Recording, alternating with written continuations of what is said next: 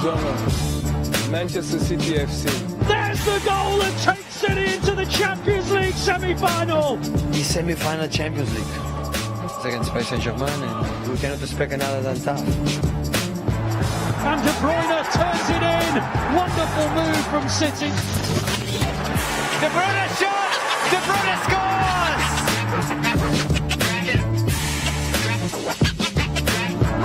Oh, that's a brilliant cross and a superb goal. It's got all the makings of a brilliant match and a really exciting tie. All in, let's go for it and have belief.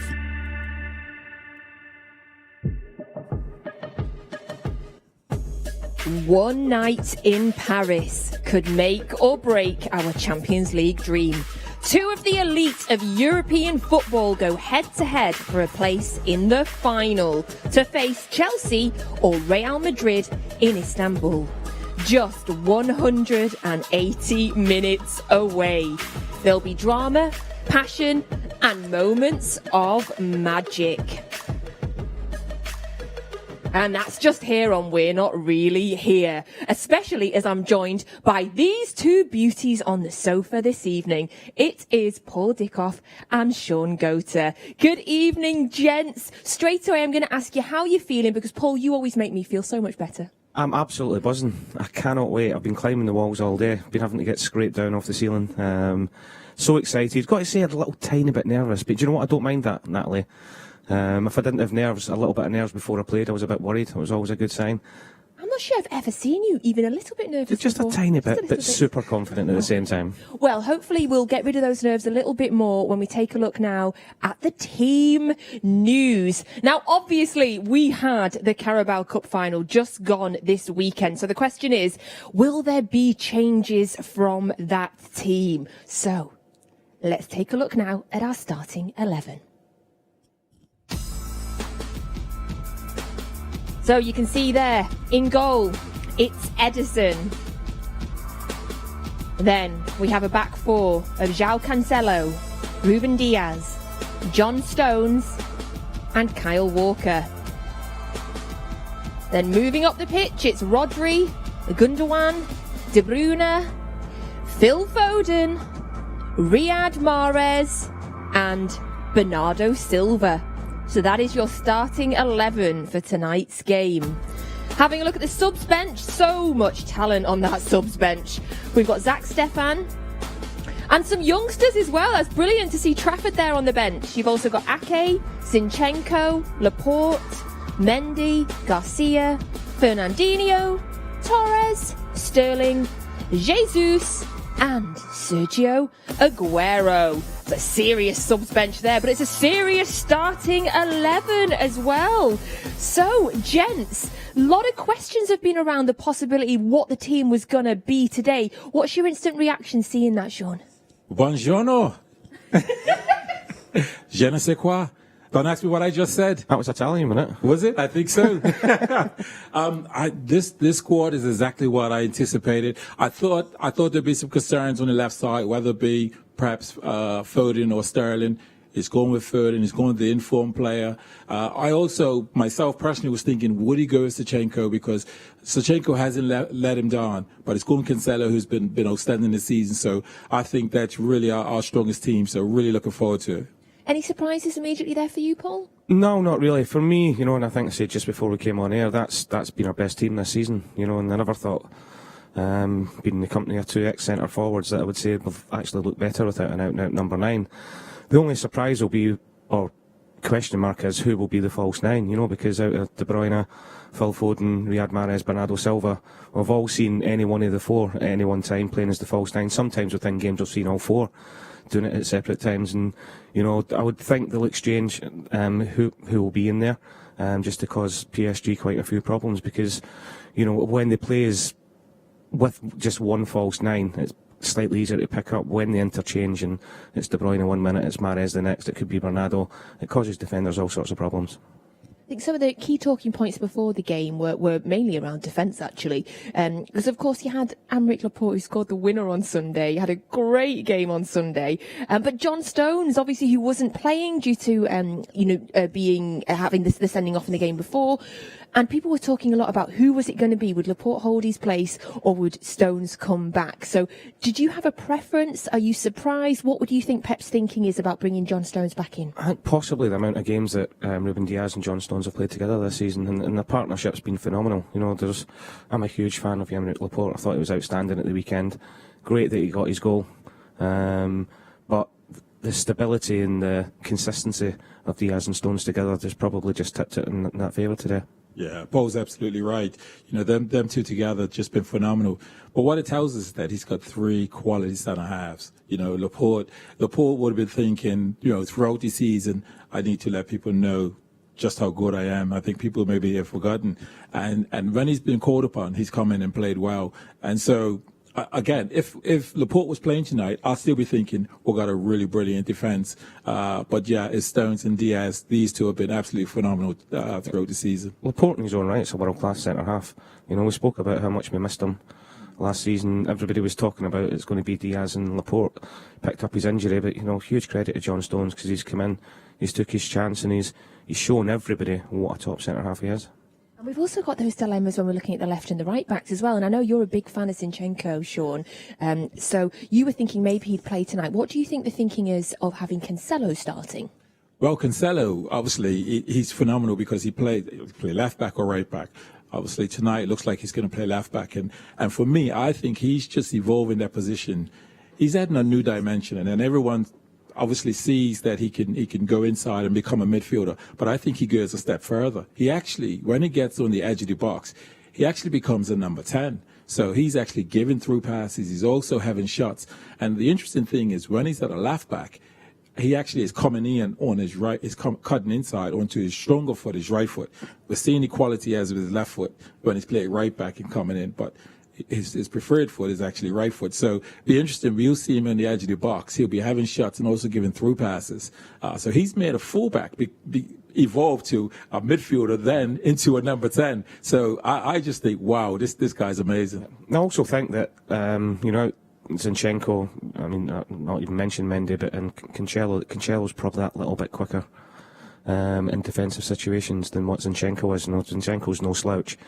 But he's just that little bit sharper and quicker, you know, in the counter that PSG have. And also, it might be a little bit of cat and mouse from Pep because Di Maria, we all know how fantastic he is going forward. He doesn't want to run the other way. And Cancelo's first thought is to bomb on. And Di Maria won't track him back. He wants to stay up top and attack and create things. He doesn't want to defend. So if we can get an overload down that side, it would be great. Because there is certainly a lot of speed on this pitch tonight, and we haven't seen the PSG team yet, but we're expecting they've got a lot of speed in theirs. If Mbappe is playing, Shaun, obviously we've got Kyle Walker there in right back. Do you think his job is basically keep up with him? And do you think we might see any? I mean, we don't often man mark, do we? But do you think we might see any man marking from Walker there on Mbappe? Well, I think when he's close, you know, Walker's the sort of player that likes that challenge because I think within himself he's like, I'm the fastest player on earth. So if you come near me and you try to run me, I'm going to show you. This is sort of Walker's mentality. Whenever I see him play, he approaches he's defending and he's like, go on, knock it. I dare you knock it. I'll embarrass you and let you know how quick I am. And so tonight it'll be interesting to see. I'm sure he'll play as narrow as possible to be within that distance so that it can be some recovery, but Mbappe has some pace, so it's an interesting one, this. I think it'll be interesting what side Mbappe does play on, you know, just talking about Cancelo and Di Maria, whether Poch knows that the right-hand side of their defence is our quickest, whether Mbappe maybe flip the other side. It's great though, isn't it? We're talking about this already, and I just can't wait for the game to get started. I can see how excited you are on your face tonight. It really is shining through. I can't wait to see how this. Like, so you talk about the speed in the players. I would really like to see them all line up and do like a 100-meter race. Shaun, did you guys ever do that? Did you ever like goad each other in training to see who was the fastest?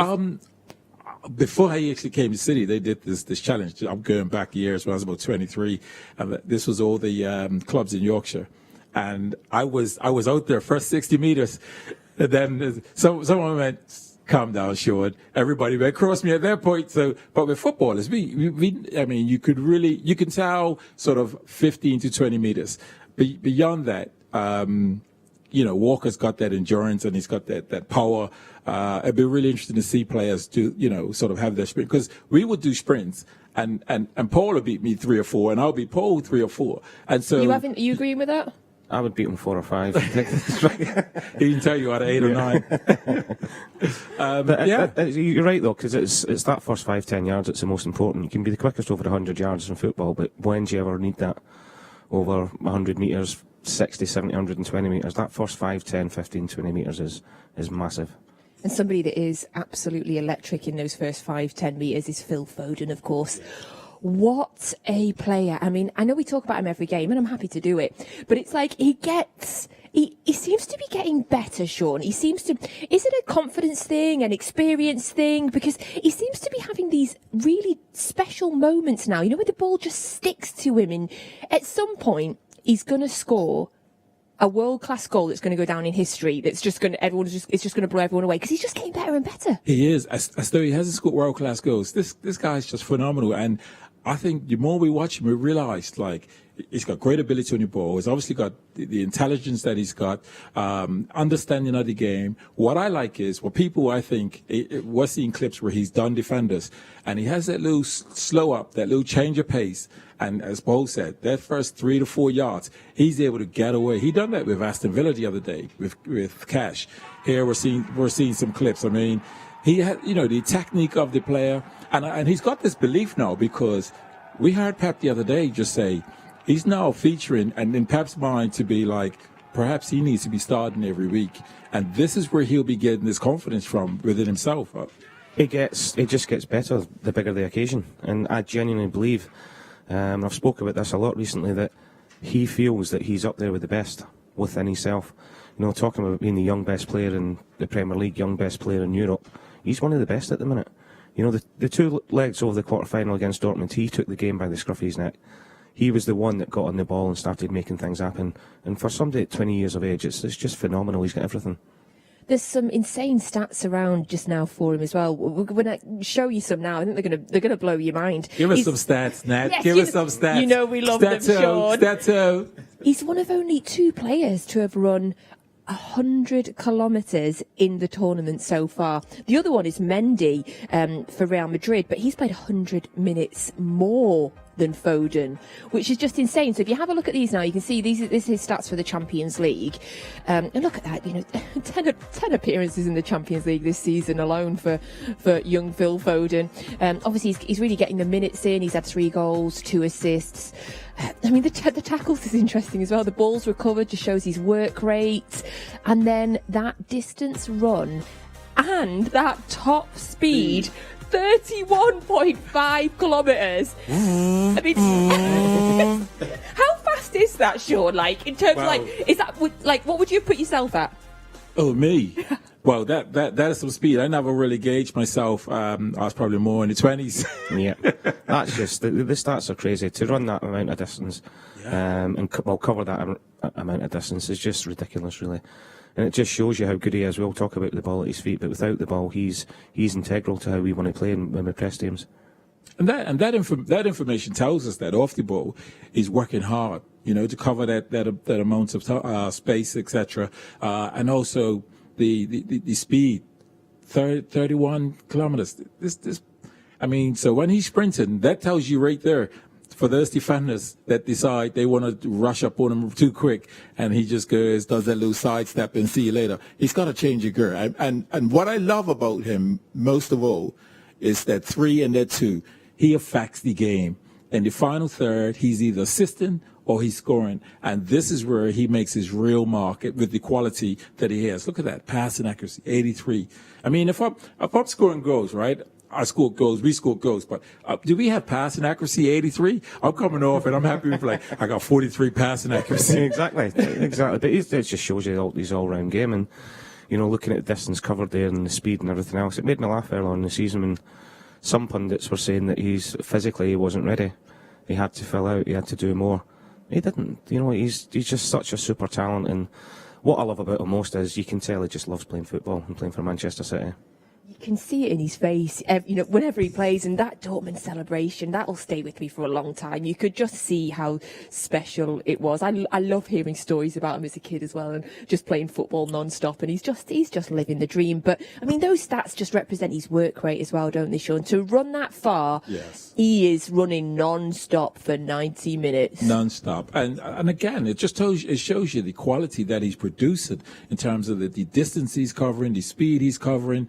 And again, talking about that celebration, he's getting so much belief from Pep, because we, as players, we've all had managers where we're not on eye to eye, and we score a goal, we run over. Sometimes we may run across the manager, and that tells us so much. Him running to the manager and getting that hug, there's a real belief there. Him and the manager, and the manager and him. I mean, it speaks volumes, doesn't it, Paul? It is. We used to run past our managers, didn't we, half the time? But look, not just with Phil and Pep, I think you've seen the team spirit at its best there, and any successful team, no matter how good a players you got, you need that team spirit, and I know we're going to see a few things later on in the changing room, but, the celebrations with everybody together after the Dortmund game shows you that they're ready and all in it together. Yeah, we've had quite a few celebrations lately, aren't we, Lucky? And one lady who's especially lucky, she's clocking the miles up. She was at Wembley at the weekend. She's just hopped over now to Paris. It's our wonderful social media reporter, Abby, and she is in the Parc De Princes.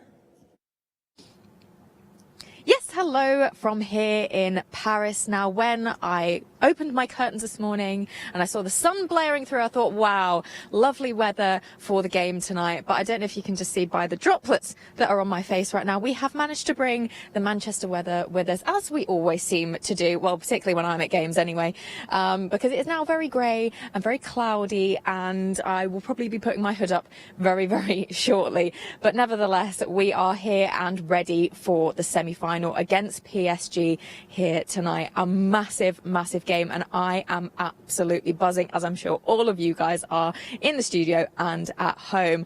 Now, I was feeling a little bit nervous this morning, I think just because it hit me of like the magnitude of this game, but the beauty of being with the players and at the hotel with them is that I saw them at breakfast this morning and they were all focused, they were really calm, cool, collected, and they instantly put me at ease. Just seeing them go about their business and how sort of quietly confident they all seemed. Oh my gosh, this rain! How quietly confident they all seemed instantly put me at ease. So I am now very looking forward to this game. All my nerves have been pushed to the side and I'm fully ready for this one. Now, as you can see, I am getting soaked and my hair will go about this big if we leave it any longer. So I'm going to head back to you guys in the studio and hopefully see you in a little bit.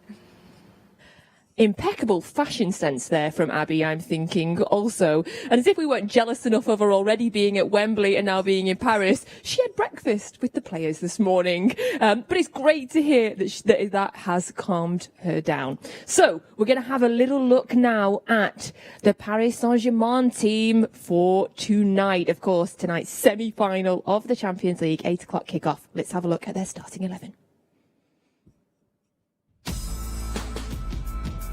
Okay, in goal, there is Navas. And then Florenzi, Marquinhos, Kembepe, Bacca, Gay, Paredes, Di Maria, Verratti, Neymar, and that man, Mbappe. And again, they've got a star-studded bench, just like we have. You've got Draxler there, Herrera, Diallo, Dagba. You can see there is world class all over the pitch and all over the benches tonight.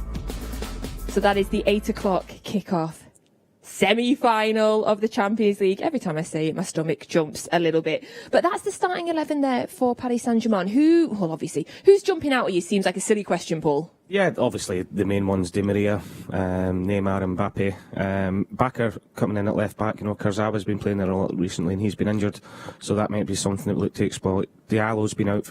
He actually done his hamstring in the quarter-final. He's been a main player for him in midfield, but he's not quite made the team yet. So there's a couple, as good as they are going forward, they've got a lot of weaknesses defensively, which I know we're going to take.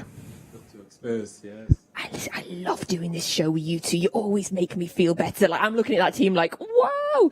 But, I mean, they have been massively inconsistent this season. They're not top of the league in France just now, Shaun. No, and Paul's just hit it right there. For me, when I look at the two central defenders in Marquinhos and Mbappe, these two, I think this is an area, because we're going to have players that are going to be drifting in and out, going into their spaces. And this is going to be an area that for me, is of where they're going to need to really address.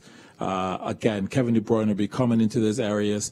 Foden will come into these areas.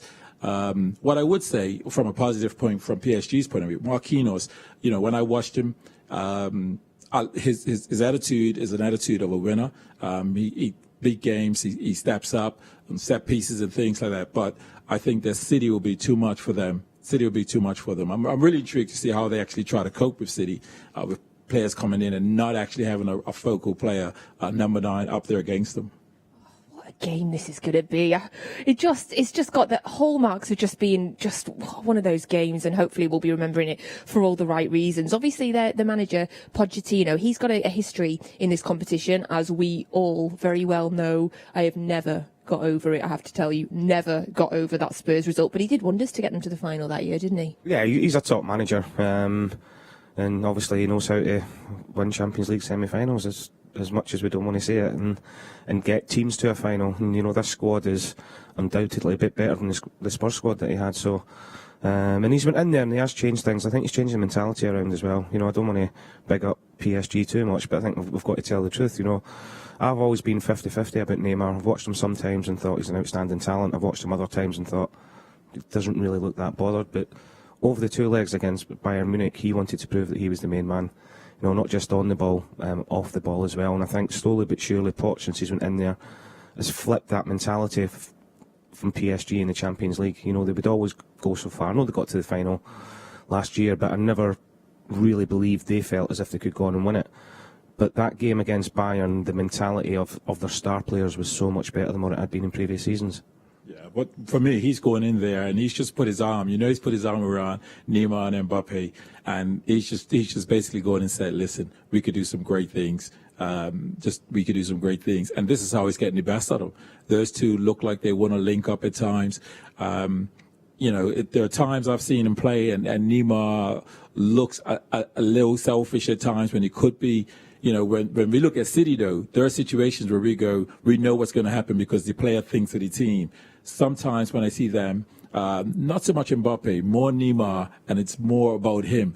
And sometimes he doesn't make that choice, the right choice, but he's a fascinating player. I mean, I've never seen him track back as much, and I've watched him loads of times as I did in that Bayern Munich game, which said to me that he's thinking this is my time. So do you think that's really interesting? Do you think that is Pochettino's influence? Can a manager be that influential to have had that much of a change on? Obviously a world-class player, but to have brought that element into his game? 100%. And sometimes, Poch still hasn't been there that long, so it's that initial reaction that you get to it. And Poch and he would have looked at Ligue 1 and looked at the squad he's got and thought there's not much wrong, but he'll also be looking at the Champions League and think this is where we've failed in previous years. And it's been teamwork, because they've got so many talented individuals, a little bit of organisation, a little bit of tweaking, getting your best players to work hard.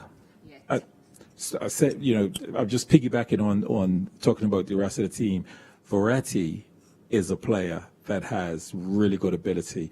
How the runders. I watch him and he plays games like he's playing in runders, and it's just like 10, 15-yard passes. And I think we know that Pep likes to have this boxing midfield, 2 holding midfielders and sort of like 2 10s, and this just gives a multitude of sort of options. And this is why when I look at the score tonight, it's about us keeping possession. When I see Bernardo Silva, Gundogan, Kevin De Bruyne, Foden, all these players, Mahrez, all these players, if you gave them a ball and you put 10 players against them, they struggle to get it. And that's one of their real qualities and why I think it'd be really, really tough for PSG as well. I love Verratti. I love watching him. He's a little bit of a nutter at times as well. He's a fantastic footballer, but he doesn't mind sticking his foot in. But if I fully expect us, like you said, to dominate possession and get an overload, that could cause him problems because he loses his head quite easily. He goes chasing. He wants to win every tackle. He wants to win every ball. So if we're getting little triangles in and around him, interchanging in and around him, he'll lose his head without a shadow of a doubt because he wants to be that dominant one in there. Of course, another star player on this team, Mbappe. I mean, I just absolutely adore watching him play football. He is just a phenomenal player, isn't he, Shaun? And we talked about speed before. He's got some speed, hasn't he? He has, and you know what type of car is he? I mean, he is absolutely rapid, and his quality. And well, here we're looking. Phil Foden had 31, I think. Wow. This tells you, look at this top speed. I mean, and it's all in as Paul said, the first 5 to 7 yards. This guy is absolutely explosive. So I think really, it's this is where we have to watch him. And yeah, you know, he's got the goals. And this ain't the program to talk about it, but he's a player that can play up the middle, play out wide. He could be a player that City could be interested in. But that's a whole nother program. But I like the fact that we play against them with the top players in. I'm not one of those that want to play them and go, oh, we're happy that somebody's out injured. I like the fact their best players are in, and it's game on. We've got quality managers going against each other. I'm like licking my lips. Come on! He's a top player. And to think he's only 21, 22. Still, yeah. Mbappe, yeah, he's a baby in terms, do you know what I mean? And you look at his goal involvements there, 9 games involved and 11 goals for them. And he's got everything, and you know, he seems a really good sort as well. I know that doesn't really matter in a footballer, but I think Poch came out and said he's the most humblest player he'd ever managed, and I think that says a lot about his mentality as well. But to achieve what he's achieved already at such a young age, I know we talk about Phil, but he's been playing he's been regular 4 seasons now, and don't want to go back to previous Champions League campaigns, but when he was 17, 18, he destroyed us when he was at Monaco, you know. And it was interesting to see after that what way he was going to go, but he's a superstar already. When you talk about Poch saying how, you know, humble he is, that does surprise me, because the clues we see the clues when we watch him play. And again, I don't often see him make the wrong decision when it comes to actually saying, here you go, Neymar, here's a chance for you. I've dragged 3 players over here, here's for you. And that's a humbleness. It takes a player to be humble to do that. Whereas you can get a player that's not so humble and think, well, I've dragged 3 players over here. I've got a bit of an angle and still shoot. But the 3 players right in the middle saying, just roll it to me and we get a goal. And so that don't surprise me when I look at his game. It was interesting as well that he spoke about having to slow him down a little bit to get that extra little bit of quality. You know, he said when he'd watched him, he felt, and when he first entered the club, he felt that everything was like 110 miles an hour. And because of that, he was snatching at chances or wouldn't make the right decision. And he could reach that speed as well. Yeah, I know, he probably could, but he said he just asked him to slow down a little bit. He said, and because of that, his decision making and his finishing has been a lot better. We saw there that he does 33 kilometres an hour, his speed. Do you want some good news? Go on. I do 35. What's the good news? Somebody does close to that on our team. Any guesses? Well, I would say Walker. It's got to be Kyle. Kyle Walker does 34 kilometres an hour. Hey, there we go. According to the stats we looked at, Kyle Walker is faster. So that's important tonight, though, in all seriousness. Yeah, I don't, but I would love to see them in a foot race together, just to see who was the quickest, because they're both, look, they're not just fantastic players, they're athletes and absolute machines. But it'll be interesting, because we spoke before, sometimes Kyle goads forwards into taking him on for his pace, knowing that he's quicker than them. I just wonder if he'll do that tonight. Let's have a look now. We're going to guess. We're going to have a look at Neymar now. Faster or slower than Mbappe and Walker? We've got to be slower. But yeah, I would say slower. Right, yeah. Let's have a look. Let's have a little look. See what Neymar's speed is. Here's his stats: 7 Champions League appearances, just the 6 goals for him. 32 kilometres an hour. It's still not bad, is it? Those stats are insane. So 7 appearances, 6 goals, 3 assists. So he's involved in 9 goals in 7 games. Does that represent, Paul, just how influential he is as a player in any game that he plays in? It does, and and I touched on it before, that I genuinely believe that Poch is getting the best out of him, and he now believes it's his time to go and shine. He's sounds crazy, when he was at Barcelona, he was sort of playing second fiddle to Messi all the time, and I don't think he liked that since he's went there. I think the last year or so, up until Poch came in, he has played second fiddle to Mbappe, and I think he now believes it's his time to go and be the number one, because he's got that arrogance that the best footballers have. He's got that ego, and he wants to show he's the best. But I'll flip that on its side as well, because we've got players in our team that want to be the best. Kevin De Bruyne will be going out there today thinking, I'm the best player in the world, I'm going to be the best player on the pitch. Phil Foden will be thinking that. Riyad Mahrez will be thinking that. Mbappe, Neymar, Di Maria, they'll all be thinking that, and that's what makes it so exciting to watch tonight. It's a game. God, I'm so getting sorry for you all getting so excited. I can't control the excitement now. Do you think, Shaun, that Neymar gets enough credit or enough respect? Because I think when I think of Neymar through the last few years, sadly for him, it's more about his antics, more about the rolling over. But obviously, he's an insane talent. Is he getting enough respect, do you think? Well, I think he gets respect when we see him, be honest. And when he's honest, we see what a fabulous player, a wonderful, awesome, world-class player. But we have seen times, maybe in other tournaments, etc., and we're like, no one's touched you, son. There's no need to make more of it than what it is. And I suppose I can only speak from looking at it as a fan, but I guess if you're a player that's targeted, because you have such good ability, if I'm him, maybe I would play on it because I'm thinking I keep getting kicked. So it's easy to sit here and say it, but if you're getting kicked all the time, then perhaps you think, it's easy to sit here and say, well, just stand up. He hasn't really touched me. But I think sometimes he goes a little over. I think tonight will be one of those games. I think we'll probably see the honesty in him, in his performance. So we're seeing the shirts lined up there, some behind the scenes inside the Paris Saint-Germain changing room there with their shirts hanging. Of course, kickoff is 8 o'clock this evening. I'm going to check my watch for you. 45 minutes away now. I hope you're all getting as excited as we are.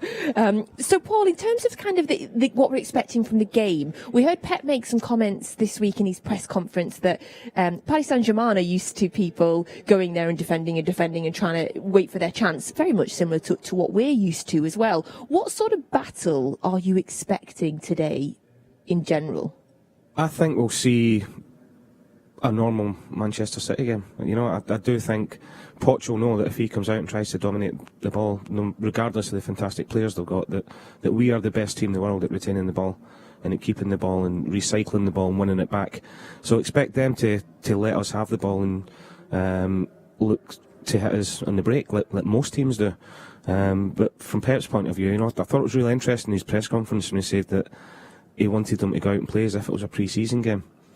Play with freedom. They've got to this. He kept going back to the Johan Cruyff quotes of the hardest part's getting to this stage. When you get to this stage, you have to enjoy it and go out there and play. And I think that will be the best thing that these players can hear. Not going there and worrying about what they're going to do. Concentrate about what we're going to do, because we are a fantastic team, and Pep will be telling them that, and just go out there, enjoy it, and get after them. Look at these shots that we're seeing just now of the stadium. The pitch looks insane. I've never actually been to this stadium, so I'm just extra gutted that we can't be there tonight. But, what a city, what a stadium, what a pitch, what a set of players that will be playing on this pitch. It's just, we just can't big it up or give this game enough respect, can we? Because it's genuinely a huge, incredible, hopefully game tonight, Shaun. Yeah, absolutely right. And the mood in the dressing room, the players will know that, but actually it will be, we have to play this game as though it's a normal game, because what happens is nerves can start to come into it, and just how important it is. We're talking world-class players, on both sides. So certainly in City's dressing room, it'll be, we've got to approach this game as though it's a normal game. We know it's a vitally important game, so we can't take that mentality like fans. It's like, come on. We have to know it's important, stay calm, in control, and just deliver and produce what we normally produce. Thank you. These two, as I say, always calm me down, always make me feel good on this show. And another man that always calms us all down is our manager, Pep Guardiola, and we can hear his thoughts now. Yeah, I over-exaggerated. Of course, not a friendly game. But I'll say that the great players take, play with responsibility, with the pressure, with these kind of things, with, like a normal situation. And now we have a plan, like every game, and try to do it, and no more than that, and try to be ourselves, to play the game with our strength as a team, and continue until the end.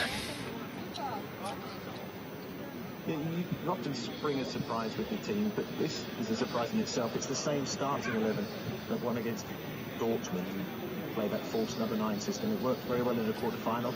Hopefully you'll do the same tonight. yeah, if we win, we'll work well. If we don't win, why we don't play with the strikers? So, yeah, we need the type of game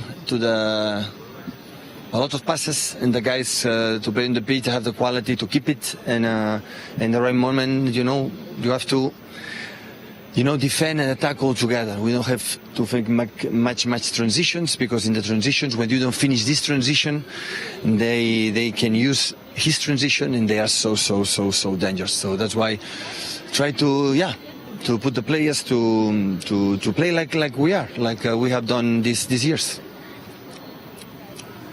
Yeah, PSG have put their star names in the side, of course they have. Is the biggest danger the counter-attack?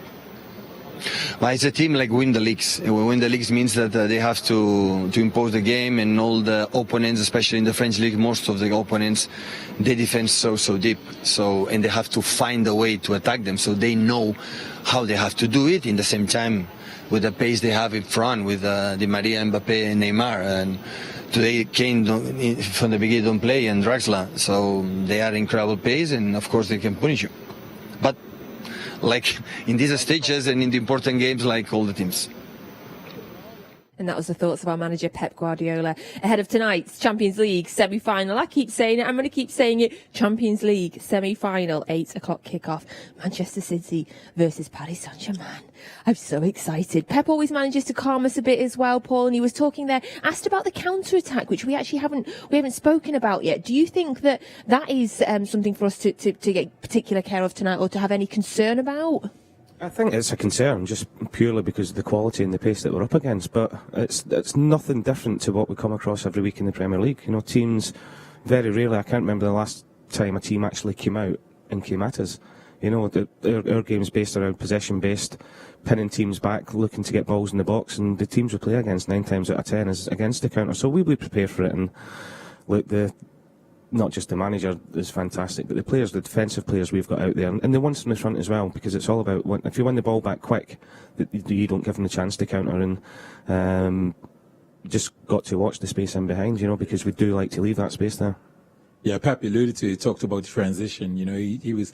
I always look for, when I listen to Pep, I'm always listening to clues. But it's talking about transition, and he's saying basically he's got players that can keep the ball, which means to control the game, but being able to win that ball back immediately. So that tells me it's stop it at source. So they're not able to create those counter attacks. So the minute they get it, they're not able to put together 3-4 passes so a player can get his head up and go, oh, there you go. I think again, when we look at our team, all players were able to keep the ball, which tells me he's aiming to have 65%, possession, and we're going against an absolute quality team. Make no mistake about it. But he knows having the ball is so important, and this is how you keep Neymar, Di Maria, and the rest of them. I think, as you said as well, it's all good and well keeping the ball, but when we lose it, it's about winning the ball back as quick as we can, and I think especially in the Champions League, the Dortmund game, that was so apparent, that Dortmund wanted to win it, look to get Haaland in behind as quick as they could, but we stopped it at source. Whenever they won the ball back, we were pressing in 2s and 3s and 4s and stopping them doing that. And as much as keeping the ball, as much as fantastic with the ball, keeping possession, it's going to be more important to us without the ball tonight, that we win the ball up high up the pitch and don't give them the chance to counter us. And you mentioned earlier about players like Kevin De Bruyne wanting to go out on that pitch and show that they are the best player in the world. Another player that I suddenly think of that will be doing exactly the same when we're talking about this incredible lineup is Ruben Diaz. Ruben Diaz has got to be one of the best central defenders in the world right now. And in his head, hopefully he thinks he's the absolute best. So yes, this is a personal challenge, a perfect opportunity for Ruben Diaz to go out and keep this much talked about front three quiet. Yes, I mean, he's a leader, and he'll be thinking, he'll know about Mbappe and Neymar, and he'll want to stamp his authority on this game in terms of a centre-back. So whenever a ball comes into them, they know they're in a game, and that's just that physical presence. Not necessarily foul them. Once or twice, they may have to give that foul, but again, it's just stamping his authority and letting them know it's no easy game here tonight. And I'm really interested to see this battle, because that's how defenders think. Defenders think not today, and attackers we're like all day. I know, but you did though, and you put it rather nicely there, saying that he won't want to foul him. he'll be letting, whether it's Mbappe, Neymar or Di Maria, if he's in touching distance of them the first few minutes, the first time they get the ball, he'll be letting them know that they're there. In the nicest possible way. But it's the same, look, the game's changed a lot, but sometimes it's not. That first 5-10 minutes when you're up against your opponent, you want to make your mark straight away. You want to let them know that you're in control of it. And Ruben Diaz mentality, like he was against Haaland in both games, going into both games it was all talk, can Ruben Diaz handle Haaland, he's this next big thing. He hardly got a sniff, and Diaz was fantastic, because like you said, Natalie, he was thinking going into that game, I'm going to be the best, and he'll be doing the same tonight. And Ruben Diaz did a really special, lovely interview this week, and we can see a little clip of it now. Now the semi-finals sent Manchester City and their Portuguese centre-back to Paris, where the full range of the Diaz defensive toolkit will be required to stop a star-studded array of forwards. Qualquer pessoa que goste de futebol, eu acho que conhece bastante bem a equipa do PSG, não é? Quer individual, quer coletivamente.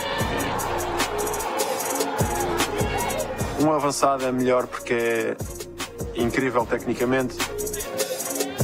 Outro é especial porque é incrível de cabeça.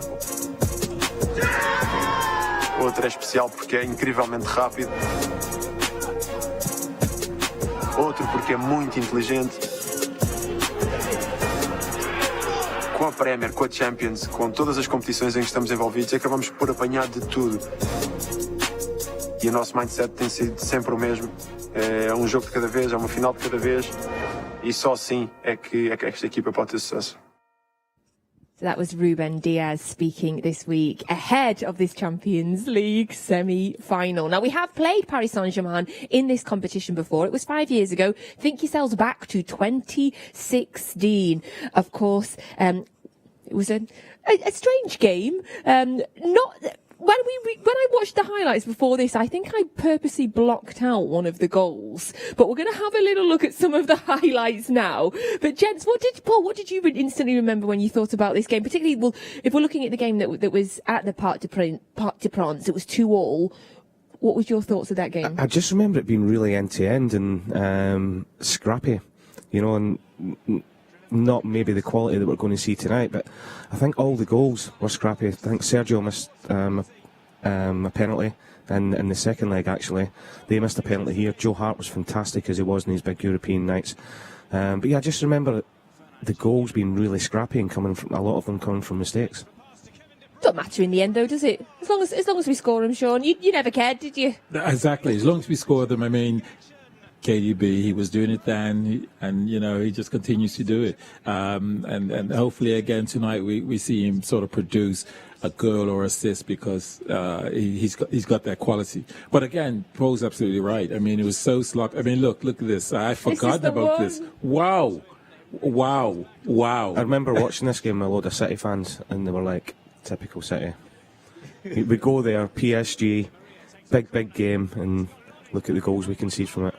That was absolute out-and-out typical City there. A perfect example of it, and that is the goal that I managed to block out. 2-2 there on the first leg of this game. I'm not getting your prediction quite yet, Shaun, but 2-2, decent first leg result in general in a Champions League? Well, yeah, because that'll be brilliant, 2 away goals.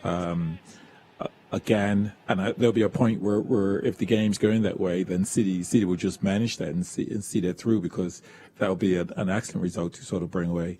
But yeah, I wouldn't share my prediction, but that'll be lovely, getting a couple goals. Yeah, certainly. Yeah, hold fire, we'll get that. We'll let you think about which 2 predictions you'll end up choosing, Shaun.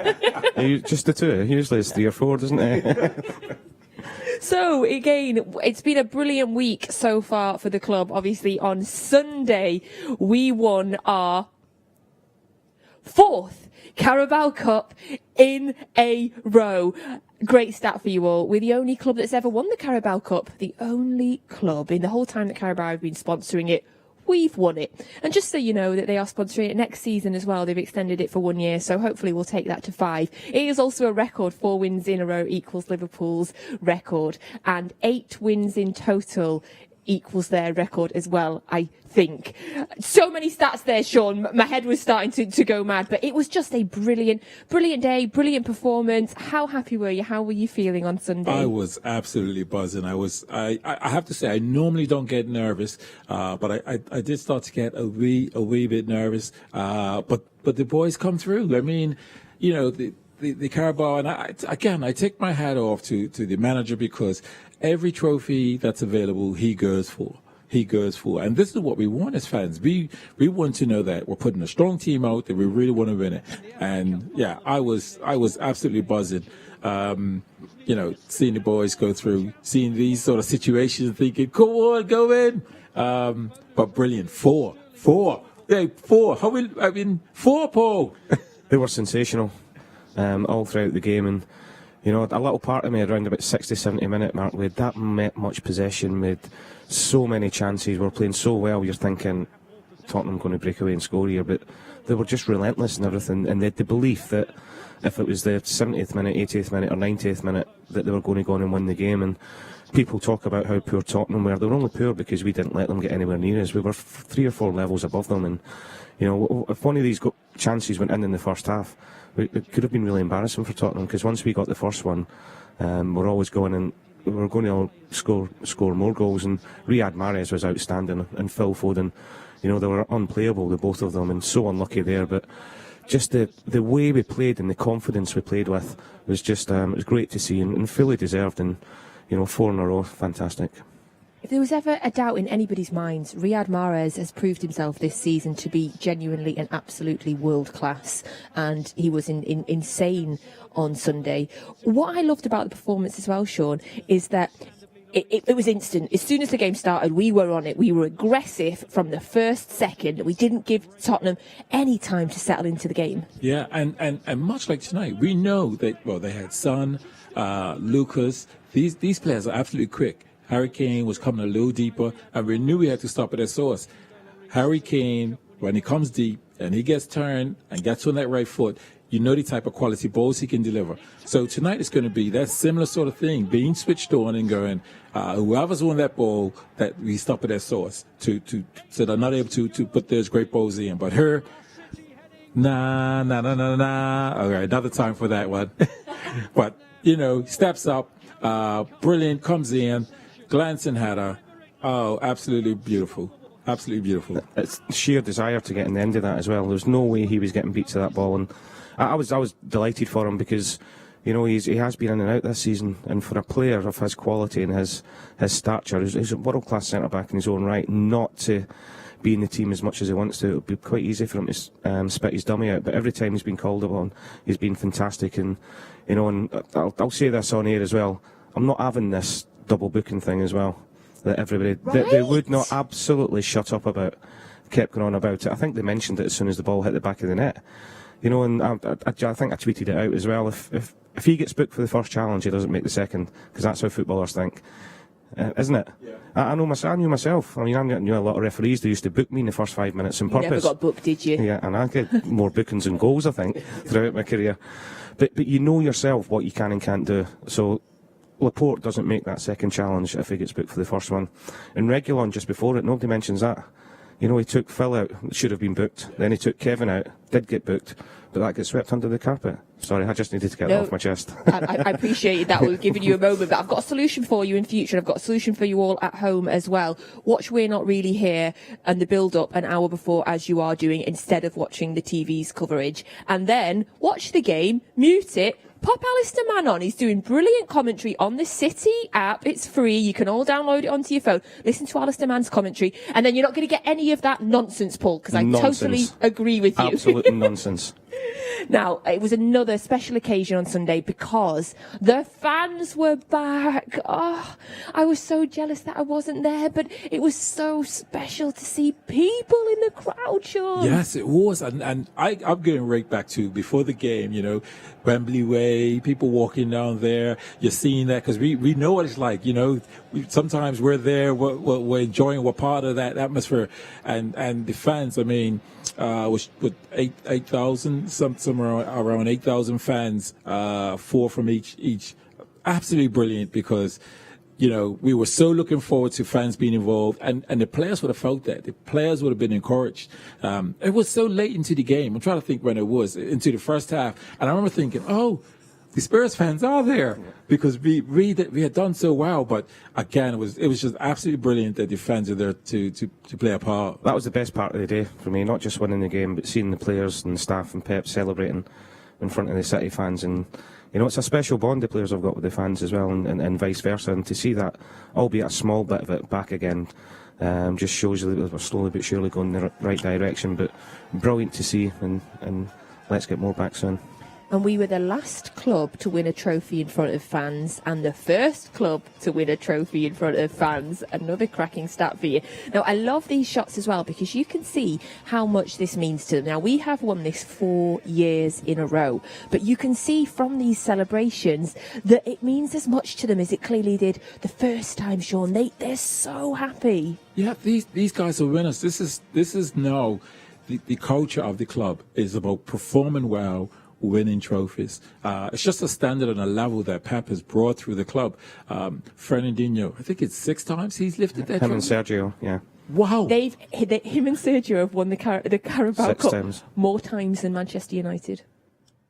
There you go. Now that's a stat. That's a stat. That's a stat of the day. That is a stat of the day. Round of applause. That one. These guys love winning. They are, and that's beautiful to see. And those moments there, because they were so recent, they'll know that feeling, and they'll want more of that, and they'll be thinking, we want more of this. We've got to do the business tonight. I think also they've used it the past few years. I know last year was slightly different, but they've used winning the Carabao Cup as a catalyst to really going on and finishing the season successful. Getting that first trophy under your belt has really spurred them on to then go and win the Premier League and hopefully Champions League now. And we could just see in the celebrations as well. I don't know if you've seen on any of the City socials today. You need to go and have a look, but we're going to show you some of them now. The celebration scenes in the changing rooms after the cup final. And I think, did you all see Laporte's dancing as well? I'm going to try and get Shaun Goater to do that in a minute. But have a look at some of these scenes of the celebrations inside the changing rooms.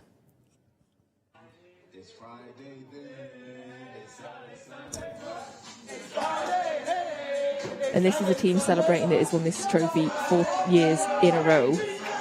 Now, watch out for a minute. Producer Tom spotted it to me, and I was like, look at Bernardo Silva. Look at Bernardo. I love him. Look what it means to them. Love a bit of sit-down dancing.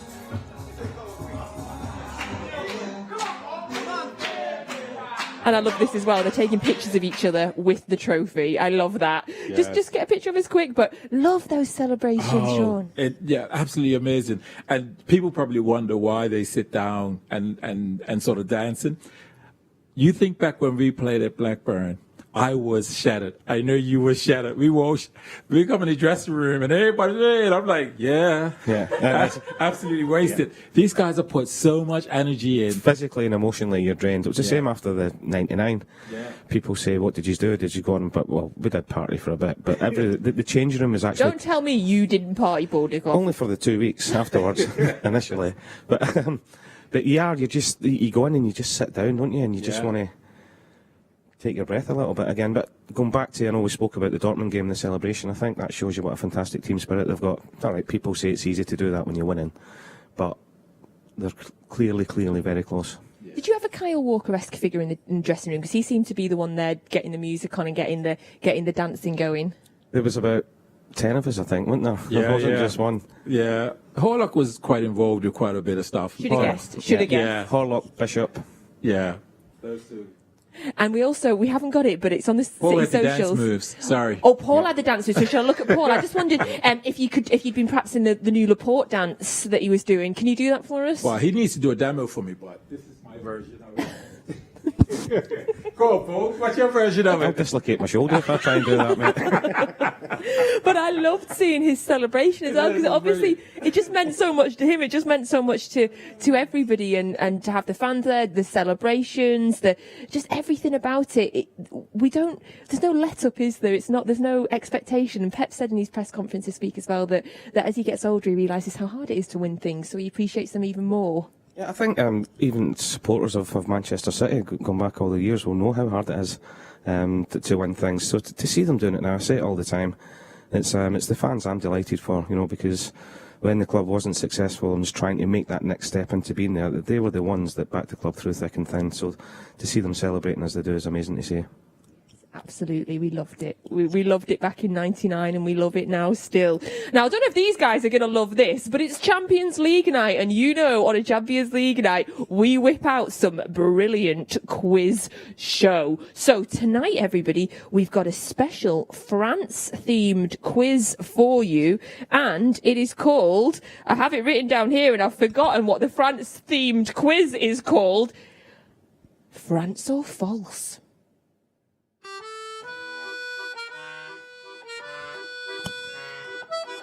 No expense spared there on the graphics, and as you will be recognising, nice young pictures there of our lovely guests today. You're shouting, Paul? Yeah, standard. Standard, you're smiling, Shaun? Thinking, what's Paul shouting at? I was shouting at you and you were just laughing at me.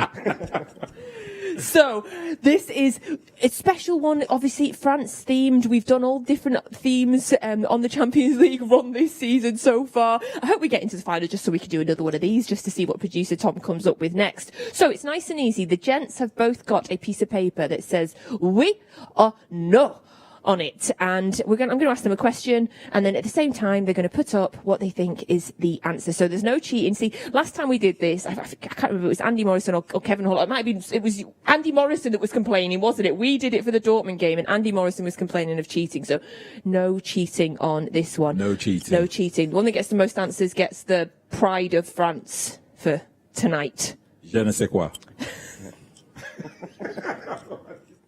Don't know what I just said. Okay, right, you ready? You've got your pieces of paper. Play along at home as well. Okay, so the first question is... Oh, these are excellent. Excellent work, producer Tom. If you weighed all the cheese in France, would it weigh 1 billion tons? If you weighed all the cheese in France, would it weigh 1 billion tons? So you've gone oui, and you've gone no. And the answer is... Oui! Oui! Yeah! 1 billion tons of cheese! It's very French music in the background. Yay! Do you like cheese, Shaun? Yeah, I'll have the little grilled cheese sandwich, cheese and crackers. Yeah, that's about it. I hate cheese. I bring it up just because I hate cheese. People always think I'm really odd. Hate cheese. I eat pizza, though. Eat pizza. Right. Don't mind about cheese. But not like a block of cheese. Right, question 2, 1-0. There is only one stop sign in the whole of Paris. There is only one stop sign in the whole of Paris. I've never driven in Paris. One stop sign in the whole of Paris. I feel like it's a trick question, but No. I'm going to say no. Oui. Okay. The answer is... Oui. I thought it was a trick question. I just thought it was too... Yeah. Wow. It's 1-1. Schoolboy error. So you guys have never driven in Paris? No. Wow. Oui? No. Wow. That's nuts. Okay. Right. Next question. Is the Tour de France over 100 years old? Is the Tour de France over 100 years old? No. I'm just going to do the opposite of what he's done. Oui. Okay. And the answer is... Oui. 2-1 to Paul Well, I Dickov. still sing when I'm losing, so come on, City, come on, City. You've got a chance to come back, though. As always, don't worry, there's 2 questions left. Although if you get this, then you win. Is it done? Okay, next question. Does France have the most time zones in the world? Does France have the most time zones in the world? No. No? Are you going oui? Oh, my goodness. I'm sure I've heard this somewhere before. Okay, this is a title decider for the Pride of France, Gotha versus Dickov, the competition you all wanted to see. Yeah. The answer is... Oui! Paul Dickov wins. Is it something to do with the French colonies all over the world? No idea. It is. It is. Producer Tom says yes, it is. Check his geography out. I skipped that geography class. Yeah. Should have gone to that Should one. have gone to that class. Apologies. Not as stupid as I look. Don't answer that, please. No, I'm not saying anything. When Paul told me before that he spoke fluent French, my face dropped, and then he said he was only joking. That felt really rude. Can't speak I can't speak fluent English, never mind French. Well, congratulations. You might not be able to speak it, but you have won tonight's France questionnaire. I think, did you win the one against Andy Morrison as well? Yeah, I've been doing all right in this. Paul Dickov is smashing the Champions On League. your Christine. See, On your Christine. I think producer, so it being France, producer Tom should send a nice bottle of red Burgundy in theme for that, for the winning prize. There you go, producer Tom. You have had your note. So we hope you enjoyed that. Stick with us next week for another edition of a. Well, I'm throwing that to to producer Tom now. There we go. France or false? We needed one of your face looking sad, Shaun. Yes, now. I know. Va va voom. I sing when I lose as well, so it's okay. Right, for anybody just joining, this is We're Not Really Here. I'm Natalie Pike, joined by Shaun Gota and Paul Dickov. Right, let's check the watch. We've got about 17 minutes till kick-off in tonight's Champions League semi-final against Paris Saint-Germain. If you're just joining us, let's have a little look now. A recap of the teams for this evening. We'll start with City. And you'll see that in goal, it's Edison. Then we have Cancelo, Stones, Walker, Rodri, Gundogan, De Bruyne, Phil Foden, Riyad Mahrez, and Bernardo Silva. And then the starting 11 for Paris Saint-Germain is Navas, Florenzi, Marquinhos, Kembepe, Bacca, Gay, Paredes, Di Maria, Verratti, Neymar, and Mbappe. So that's your two starting 11s for tonight's game. So how are you all feeling at home? Is the excitement building up? Are you coping, Paul? Oh, yeah, I can't wait. Honestly, can't wait. Can we not just fast forward 16, 15 minutes? No, we've got to talk for another 15 minutes right. yet. Sorry. Oh, we can do that. I just can't wait for the game to start. Honestly, I'm buzzing for it. And we can see the players there warming up there on the pitch. Phil Foden. Yeah, we see the players here. I mean, this is the time now where the players are not nervous. If you have nerves, it tends to be when you're in the dressing room before they warm up. Now, this is really nerves because this is what you do. This is what you train for, you practice for, you do extra sessions for. It's like the work has been done.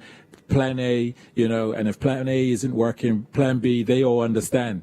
You see there the high-fiving. There's Diaz there. That's the leadership he has. He's gathering the guys up. Come on, today. Again, the nerves at this moment in time, the players, there's no nerves now. It's like game time. They're ready. I mean, if I got a chance to hug Kevin De Bruyne, I definitely would, and Diaz took his chance there. What do you think? What does that show us, Paul? All the hugging and the high-fiving at this point before the game? I just think they've got a fantastic togetherness about them. They all want the same thing. They don't care who's the superstar on the day or not. It's all about the team, and it's full of superstars, but it's that togetherness that sees the best teams through. And I genuinely believe they've got it. Even the ones on the bench, you see the ones that aren't playing, when the team that is playing scores, they're all celebrating as if they were on the pitch, and you can't buy that. People have said to get that everybody in it together like they have, wanting the same goal, wanting the same thing, going out there to win the game. It's invaluable. It really is. You make a valuable point, because I remember when Pep first came, one of the things was hearing his backroom staff were observing when we scored which players celebrated. And that is such detail. I mean, this was going back then, because then he knew who was in this ride and in this together, or essentially in this boat rowing in the same direction. And so you're absolutely right. The team spirit is absolutely phenomenal. So, when we score goals, everybody is jumping, joyous, excited, and pleased for the guy that's out there, because they got the shirt, they got the position, and I got you. And the guys on the bench are thinking, I know you got me good stuff. But that's the standard basic thing that Pep demands. And look, we've seen before, even before he came to Man City, we've seen while he's been here, if you don't buy into that team ethic, you don't play.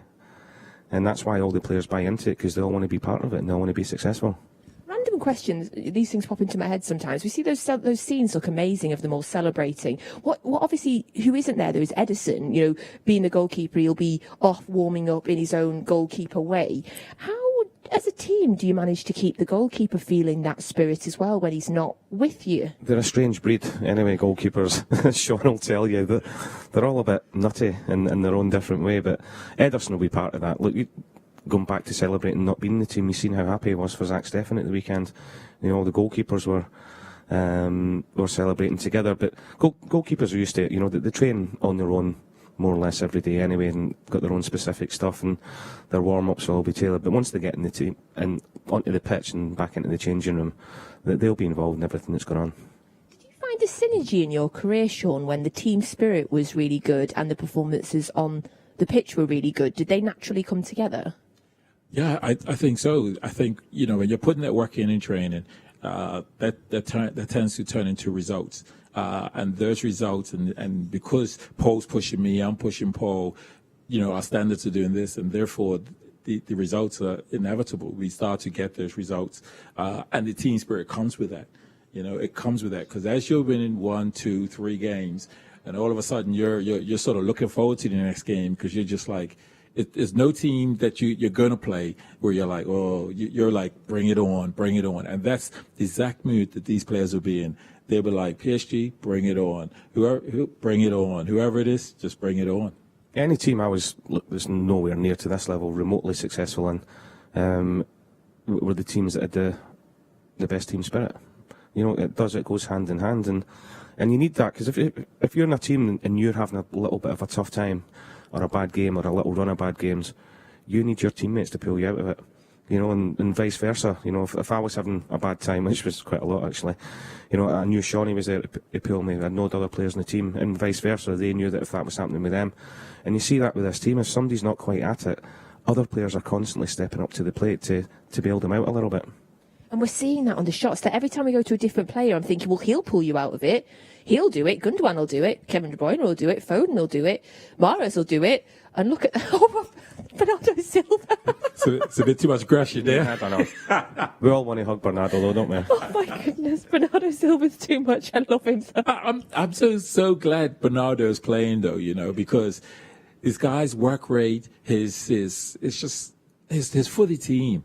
And he's also a quality player. So had started off like we were always fans saying Bernardo's not on the same level as he gave us previous season. But I'm so pleased because, you know, we're seeing what he's about. He clearly don't like that sort of aggression there. the high fives. Yeah, no, I love him. And even when he came on the pitch for 3 or 4 minutes on Sunday, did you see the way he was pressing? You know, he literally came on and started chasing all the Tottenham players down, and away from him being a fantastic player, he's a fantastic guy as well, and he's loved by everybody. Oh, I absolutely love him in his cup of tea. That's really really tickled me, that shot of him, his face. I'm going to watch that again. I'm going to have a little look at that now and just keep laughing. And we're going to go over to the very lucky and fashionable Abby, who is over in Paris. Hello from back here in Paris. Now, I'm glad the rain has finally stopped, because the last time I spoke to you, it just started drizzling and then the heavens opened. I'm absolutely soaked through. I don't know if you can even tell, but yes, it's nice and dry now, so that's much better. And obviously, since I last spoke to you, the teams have arrived and we have that all-important team news. So when I put out on Instagram saying, who do you guys want to see in the lineup? It was unanimous. There were so many comments saying about Phil Foden. So many of you wanted him to start today, and it's no surprise as to why. He has just been absolutely exceptional. I mean, the whole season he's been brilliant, but I feel like recently he has just absolutely stepped up to the plate, particularly in massive games like this. If you think back to both legs against Dortmund, actually, not even just the last one, Phil was absolutely crucial in those games, so it's no wonder that you guys and Pep listened to that and has put him in today's starting 11. I mean, when I was looking at it, I was like, I could talk about the defence, the back four. Oh, I could talk about De Bruyne being captain and obviously fit for that. I could talk about, I mean, this squad is just ridiculous. So whoever's in the starting lineup, I'm never surprised, really. I'm So there's no surprises in today's lineup for me. Brilliant to see Kevin. I know I just mentioned him there, but brilliant to see Kevin starting and captaining us. I feel like you want Kevin fit for every game, but when you're coming into a Champions League semi-final first leg against Paris Saint-Germain away from home, you definitely need Kevin, and so I feel like he will be absolutely crucial, as he is every game for us, but particularly today, and that leadership quality that he has. I know we have so many leaders in the squad, actually. I think I was saying it was at Wembley last weekend at the Carabao Cup final. It was Walker who was ramping everyone up and really stepping forward and taking that leadership role in the warm-ups. But obviously he's in there as well today. So we were so lucky to have not only, I say youth in terms of Phil, but we've got the experience as well in the likes of Walker, De Bruyne, and all that. So yeah, I'm very excited by today's lineup, and whoever you'd have put out, I'd be like, yes, I'm very confident now, but I am feeling very at ease, confident. I'm feeling pretty chilled out ahead of kickoff now. I've seen that team, and yeah, so I will head back to you guys in the studio now, and hopefully if I speak to you guys again, it will be with a win that we're taking back to Manchester. Hopefully. Don't want to jinx it, so I'm going to head back to you now. Bye. Thank you very much, Abby. Go and get yourself dried off before the game starts, because it's not long now. We're into the last 10 minutes before the game kicks off at 8 o'clock. Before the game kicks off, they'll have to wait for us if we don't do this in time. We've got to do it now. It is time for my favourite part of the show. It's become a running battle throughout this season between the guests and me on the sofa and producer Tom, because it is time for Mystery Blue. And as you know, we take a former City player, we blur up the picture and we try and guess who it is. And producer Tom has been getting harder and harder and harder as the season goes on. But I'm up for the challenge, so let's have a look.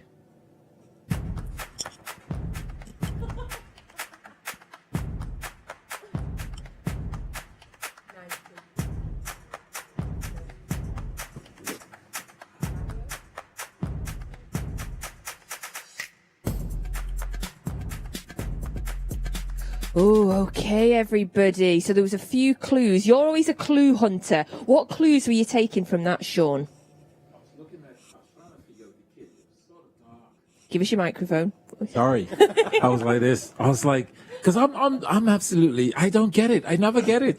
I was looking at the kid, and then the first person I was thinking, could it be someone like Dixon or two? That was what I was thinking. But I got somebody else in mind. I got someone else in mind. Right, hold your guess, hold your guess. What clues are you taking from that, Paul? I think if I give the clue, I think you'll get it now. I was looking at the hair. Yeah, the little bit of hair at the front. Yeah, I think I've got it. I think I know who it is.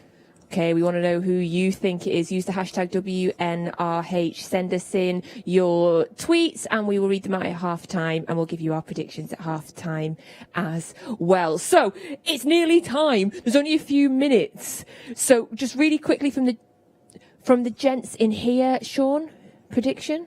I'm going to go 3-2. I know we won the Carabao Cup 4 times, but I'm going to go 3-2.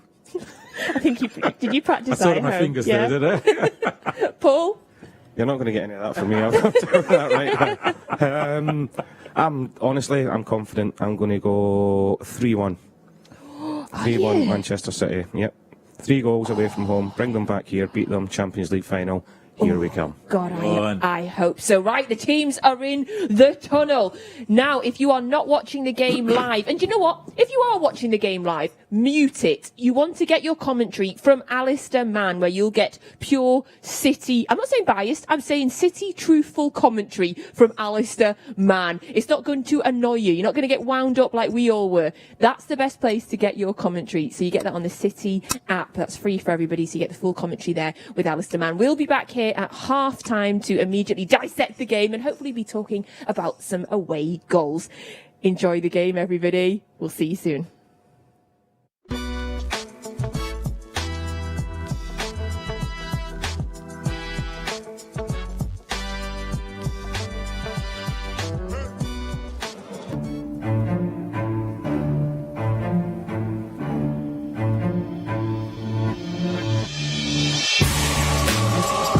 Paris Saint-Germain, Manchester City FC. There's the goal that takes City into the Champions League semi-final. The semi-final Champions League. against Paris Saint-Germain, and we cannot expect another than tough. And De Bruyne turns it in. Wonderful move from City. De Bruyne shot. De Bruyne scores.